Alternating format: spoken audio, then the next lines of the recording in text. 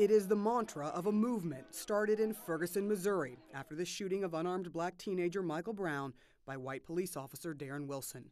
Hands up, don't shoot spread across America like wildfire, from Ferguson to New York to Los Angeles. Hands up, don't shoot. To the halls of Congress, to the NFL football field, even CNN contributors throwing up their hands. There's only one problem. It's no good. It's not true. It is either based on a lie or based on a misinterpretation of what happened. Federal and local authorities say the evidence shows hands up, don't shoot didn't happen. The final Department of Justice report concludes Michael Brown's hands were not up in surrender when he was shot and killed by Officer Wilson. So where did it come from? Brown's friend the day of the shooting. His weapon was already drawn when he got out the car.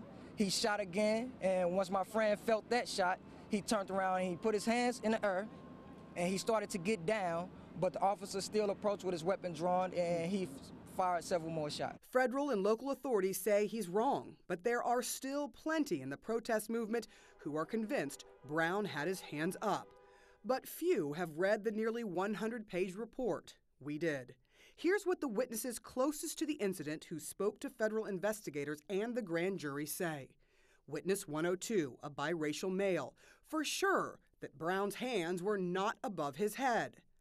Witness 103, a black male, reluctant to meet with FBI agents, stating snitches get stitches, eventually did talk. He had one of the best views of the shooting and says he did not see Brown's hands up and witnessed Brown moving fast towards Wilson. Witness 104, a biracial female with a clear view of the scene, says she heard the shots fired inside Wilson's car that hit Brown in the hand. She then saw Wilson hop out of the car and yell, "Stop, stop, stop." Brown ran, then turned around, and for a second began to raise his hands as though he considered surrendering, but then quickly balled up his fist and charged at Wilson. In a stunning admission, she told investigators Wilson waited a long time to fire his gun, adding, "She would have fired sooner." Witness 105, a 50-year-old black female, says she noticed Brown put his hands up for a brief moment, but then turned around, made a shuffling movement, and put his hands down in a running position and ran towards Wilson. Most of this not made public until long after the shooting, and that was too late to silence the slogan. I deal with the fact that other witnesses also say his hands were up. But you know what? On some level, that's still minutia because we're debating whether or not his hands were up, but we're not debating whether or not he's dead or alive. We know for a fact that he's dead. Whether his hands were up or not, he's not here, and he didn't have a weapon.